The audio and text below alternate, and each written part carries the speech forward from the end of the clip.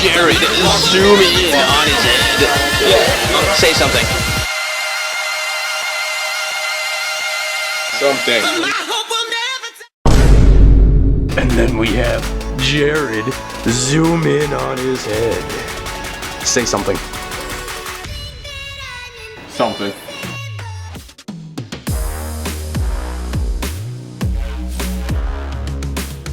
What's going on, guys? Logan JYA here with my boy Draco, aka JRAD, aka an absolute legend. This man topped the BODE sneak peek with GREN MAJU. JRAD, this was your first top, right? Yeah, in a very long time. And we're so proud of you for it, my guy. Are you ready to get into this deck profile? Mm-hmm.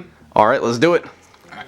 So I am playing the stun version of GREN MAJU. So initially, 3 copies of GREN MAJU just as the boss monster of the deck, pretty much. If I'm going second, I'm getting my stuff, so like Gizmek Orichis and D-Shifters. D-Shifters I love having going second just because I can hit anything in my opponent's graveyard. You can hit anything your opponent's playing, period, right? Yeah. And I want to ask you, how many people did you shifter at the tournament? Out of the tournament, I shifted at least 3 people. Nice, nice. Melfi, Tri-Brigade, Synchron, and Spellbook Trigger. Did not know that was a thing until that sneak peek. Nice, nice. And when you shifted them, did you end up winning that game? Yes. Oh, yeah. All right. I said, hey, get rid of shifter. What are you going to do? And they're going to lose. That's what they're going to do. Yeah. All right, let's rock on. And then I am playing the one Dogmatica Ecclesia with the Dogmatica package, a little bit with Punishment. And then I have cards like Eater of Million to help me out as well. Now, do you think you'd consider playing more Eater of Millions, or is 1 copy enough? I did test a build with 2. It does work, but I feel like 1 is just natural. Got you. Works out fine. So then Ecclesia's just there to help me out get my punishments from deck. Gotcha. And then for the finals of my monster line, for running 3 copies of Inspector Border. It's just another part of the stun strategy. Exactly. It just stops my opponent in its tracks. Awesome.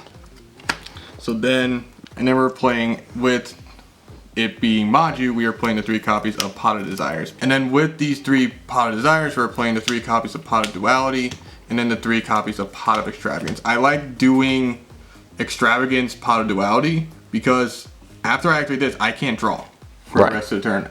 I can't draw Desires, and I can't draw anything else for my deck. But doing it with Pot of Duality, I can just mill and then just add that card to my deck to my hand. Gotcha. Necessarily is really good. I do like playing the triple pot package. Got you. It is kind of cool. It's like maximizing the consistency, making your stun strat as good as it can be. Exactly. And the reason why I like this deck more than like a different stun build is because it applies additional pressure with the Gizmeks, with the Majus. It's just like it puts your opponent on that timer where it's like any minute you could just blow and normal summon that GREN MAJU and flip him a giant bird. Some of my go in second hands, I've had a mixture of pot, Gizmek, and Maju going into my second hand. So it's like, oh, end phase, get Orichi out, banish my 8, activate Pot of Desires, and then go right into my Maju for my normal summon. And then you're golden. I'm sitting on a 72k beater. Yeah, it's pretty hard to deal with, and it is OTK through a clear board. Yeah, so. It's just like, I just normal this, and I just say like, can you kill this? Yeah. Can you kill my Maju? If you can't, we're going to game 2, or I'm taking this game. Yep, exactly. All right, cool. Trap lineup, we are playing the 3 copies of Crackdown. This kind of, for me, stops my opponent in their tracks for doing their combo pieces. So then I can just be, whatever's being staggered. Even they were to link off with like Ray, I still get their link monsters at the end of the day. Got you. It's still a good card at the end of the day.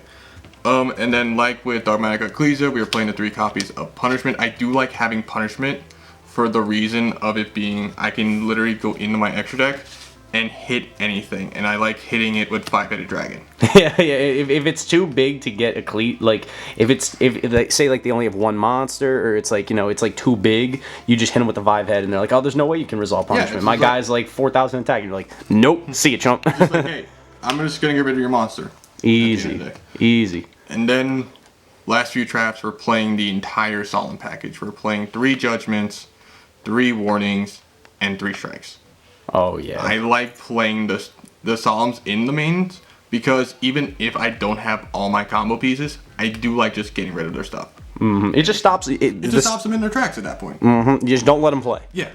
I mean, I lose life on regardless of which one I play, but even then, situational stuff. So like, if a monster is summoned or special stun by any means, strike it. Same with warning, same with judgment. Yeah, exactly. And it also, the judgment's got the added benefit of you can stop things like spells and traps that would like blow you out or something. You Yeah, just be like, say no. And then for the last copies in my deck, we're playing the 1 Imperial Order and then the 1 Macrocosmos. To basically just be like, can you be able to kill this background? I like having these as combo pieces together. It's just like activate macro, they can't do anything. Either being trap effects or spells, or then just having this on the field with it. So it's just like, oh, Twin Twisters or anything that can kill this won't. And I just lose 700 points a round. Got you. All right, let's wrap this up. We got a few more things. Let's get into the extra deck. So we're playing the 2 copies of Intest, technically 3. I just don't have the 3rd one on me. I just like it because most of this is just Dogmatica punishment targets, like with 5-headed dragon. I do like playing because it's just a generic 5k beater, and it's just like the only thing that can really surpass 5-head is access code. Right, at 5300. A 5300 beater. Yeah. But even then, like nothing can really stop 5-headed dragon. Right. We're playing 2 Titan Clads just for that targets for the generic 2500 or less off punishment. And it also lets you search Ecclesia in the end phase. Exactly. And then we're playing 2 Stardust Dragons. I do like playing Stardust. And you'll see why when we get to the side deck. Yeah. I just like playing because it's just like, oh, it's a generic negate. Yeah. And you guys will see the special spice when we get to the. And then we have 2 copies of When Pegasus, adding Lister, just to be like, hey, more Dogmatica punishment targets. Can never get the name right. Zerobors. Yeah. I like having it because it's a module of the extra deck. Yep. It really is a dumb card. You use that with Crackdown and you're golden. Exactly. And then we just have 2 Nightmare Cerberus and 2 Nightmare Phoenix. Just removal, generic Pretty removal. much. Get rid of a spell and trap, get rid of a monster in the main area. Gotcha. All right, let's move into the side deck and bring it to a close. Yep. So we're playing the 3 copies of Nibiru in the side. I do like having it inside, not as the main deck, because I don't know what I'm facing going game 1. And I like to know like what I'm facing, just to be sure like, okay, do I really need to play Nibiru in my main hand? Gotcha. 2 Thunder King Ryos, and then 1 Dinosaur Pankratops. In a variation of a build, I was playing Lightning Storms, but I decided to play the 3 copies of Twins, just because I can't afford Lightning Storms right now. It's all good. And I just like having Twins, because if I have this with D-Shifter out, and it's just like, it's not going to the grave, the 1 copy of Harvey's Feather Duster, technically my Lightning Storm, in a way, and then the 1 copy of Dimensional Fissure. So when you know you're going first, it's just an extra Macrocosmos? Yeah. Yeah, gotcha. It's just like, I like having this, I really do. It's a good card. And then, last cards, the reason why we're playing the Stars is the Starlight Road. I was so close to making this going into my duel with Synchron. Oh, all right. So they were about to blow you out, and you're just like, nah.